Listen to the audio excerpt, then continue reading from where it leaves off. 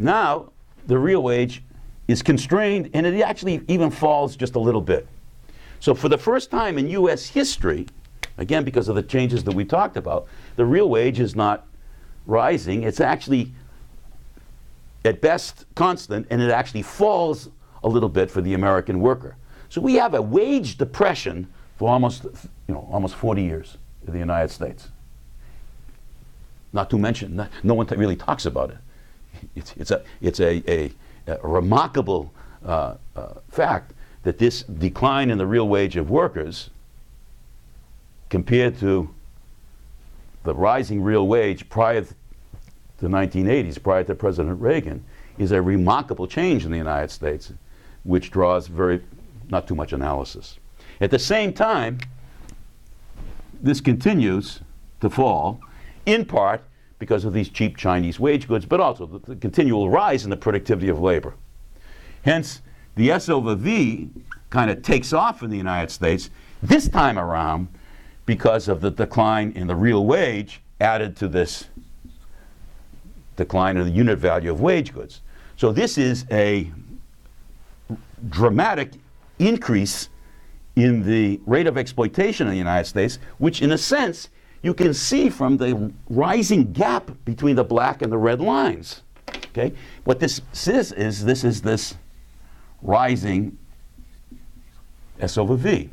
Okay? Now, because of the historical importance of rising consumption to the workers, because that becomes part of the American dream and the American exceptionalism, the workers, over this period, do not cut their consumption. What happens is two dramatic things. You would say, well, they got to cut their consumption. No. What happens is that consumption more or less continues like this. Consumption continues to rise. This is consumption. Okay? Despite the fact that the real wages they receive doesn't warrant this.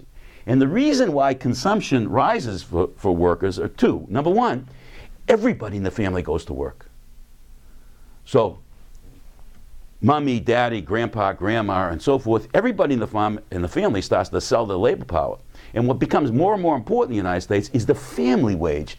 Even though the individual wage of mommy and daddy are falling, as mommy gets into the labor force, she's too receiving a lower real wage because of what I mentioned to you before, changes in the labor market. Okay. The family wage rises because everybody's working, and that helps to maintain this consumption standard, which is so important to American families, number one. Number two, debt. The second one is that everybody seems to go into debt to help finance the higher consumption. Okay. So, as you can see from this, that everybody working and going into debt helps to maintain this, so that the blue line is above the red line. The red line, again, is the real wages. So the real wages are constrained, if not falling. Productivity continues to rise. And the consumption of the workers are financed increasingly by debt. And of course, as I said, everybody working. Okay, so that's one way to capture what has gone on. And you know, the consequences of this, I'm going to come back and I'm going to end at the consequences, but one of which, of course, is the debt per capita takes off in the United States, and that's going to produce a disaster after 2008. The United States economy becomes increasingly fragile, sensitive to this rising debt, and sensitive to everybody in the family working, as we shall see. Okay? Just staying with this for a moment, there's another interesting thing to say about this fan which is opening here, which is, okay, let's see. If the surplus is just exploding in the United States because now the value of labor power is falling because of the fall in the unit value and the fall of the real wage, that means that capitalists have more to distribute. Don't forget our equation. Okay, so this is the workers take their labor power, they go out and buy consumer goods. the surplus value received by the capitalist, which is exploding, enables the capitalist to make all kinds of distributions. To whom? Well, to all occupants of subsumed class positions. Who might they be? Well, those are people who get cuts of the surplus. That's their subsumed class revenue. Who are these people? These are the managers, the owners, the landlords, the merchants, bankers. I say bankers. These people are increasingly getting higher cuts of this exploding surplus to supply their conditions of existence. So if I take the ratio of this to the workers' value of labor power plus their former subsumed class revenues that they got from their unionized position, if I take just this ratio and talk about it in terms of this period after the 1980s, what do we have? Well, look, we have this one going to zero. That's the attack on unions, the reduction in the price of labor power, and so forth. We have now a diminished V. So the denominator in this fraction is falling. At the same time, the numerator is rising. Why? Because the reduction in the value of labor power now allows more surplus, relative surplus value, allows more surplus, which can then be distributed to whom?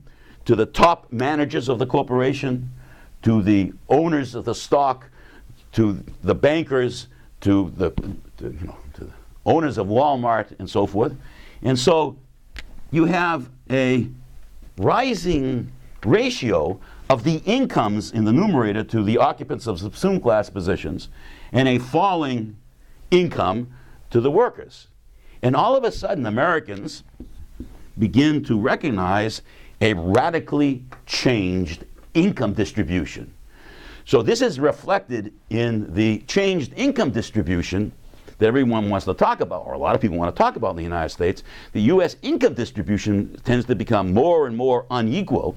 More and more of the total income is going to people in the numerator. A smaller portion of the American income is going to people in the denominator. So the income distribution in the states becomes more uneven over time, during this period of time, and it begins to resemble what it was prior to the 1920s. You know, it's about as unequal now as it may have been in 1917 or whatever.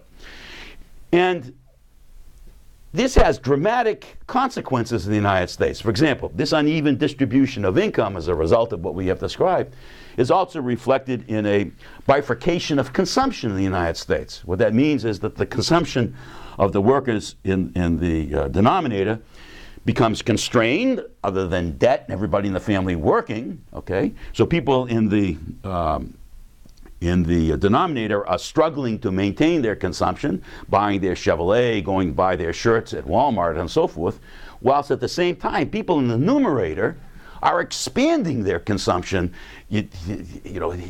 perhaps at levels not seen since the 1880s and 1890s. So what you have in the numerator are people who are buying these monster homes in the United States with 3 or 4 of these expensive cars and so forth. Okay, so you have this bifurcation, as I said, of consumption in the United States. The consumption of the workers gets constrained, whereas the consumption of the richer elements in society kind of takes off, reflecting the changed distribution of income, reflecting in turn this remarkable change in the rate of exploitation in the United States. So what we're trying to do again is to connect this changed income distribution, changed consumption pattern in the United States to the changed class structure. Final 2 points, and we're going to end on this, okay? There are 2 other major consequences of what has occurred during this period of time, and I'd like to bring them to your attention, although we're not going to analyze them in any detail, but they're interesting. They're affecting everybody's lives in the United States. They're very current, and so hence I want to end 305 on that note. There's a crisis in the state, okay? If I just take to the state for a moment, I'm just talking about not the federal government. And if we look at their revenues and their expenditures, we have the subsumed class revenues, which are from corporate taxes. Then we have the state collecting non-class revenues on everybody else. So this is the corporate tax. This is the personal tax. So the corporate tax would be the tax on surplus value. Okay, so once again, to review what we've done, the capitalists have to take a cut of their surplus, and they have to pay a tax to the state, and the state in turn supplies the capitalists, the exploiting capitalists, with key conditions of existence: money supply, defense, private property, and so forth. But then the state also taxes everybody else. That's not a subsumed class revenue, because everybody else are not appropriators of surplus, and hence they don't have any surplus to distribute to the state. So these would be, for example, mostly the wage workers, but all kinds of, remember now, unproductive labor as well. It's not just that the productive labor gets taxed, but unproductive labor gets taxed. By definition, the productive and unproductive laborers are not appropriators of surplus. Okay, that was a couple of lectures that we presented. So only the productive capitalists are producing the productive capitalists have the surplus produced by these productive laborers. Okay.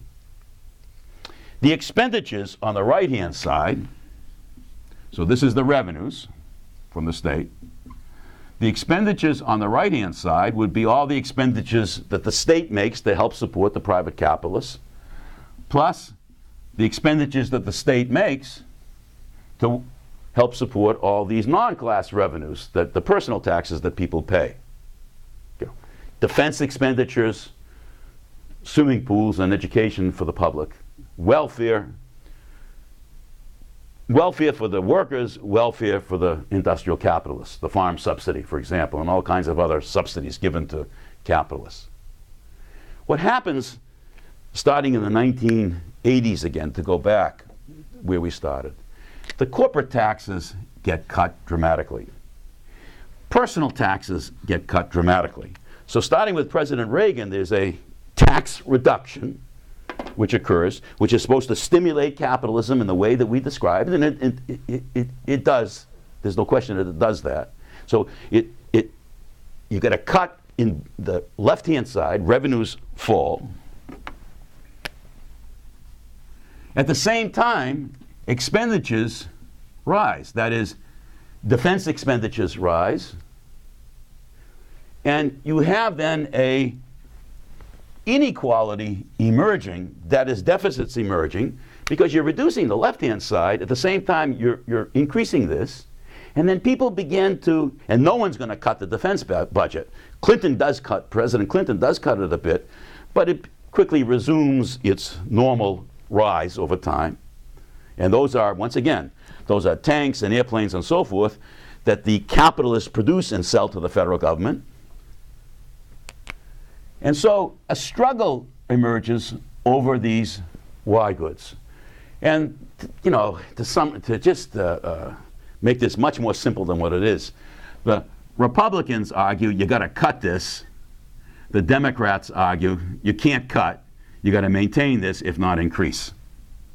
So you have emerging a struggle in Congress right up into the present, which is the two parties argue about this and they ignore the rest because they both accept this cut in taxes to finance a rising expenditures. And so, you know, you have deficits. It's not surprising. Deficits emerge from this kind of configuration of revenues and expenditures. And the deficits that emerge, what does that mean? The federal government increasingly issues bonds to finance this deficit. So the state gets out of control. There is a crisis in the state which emerges, which continues in a variety of different ways right up to the present. The crisis gets to be not as severe under President Clinton because Bush won and then President Clinton, they begin to raise taxes and they begin to cut this defense expenditures. But that's the first time this occurs over this 40-year period.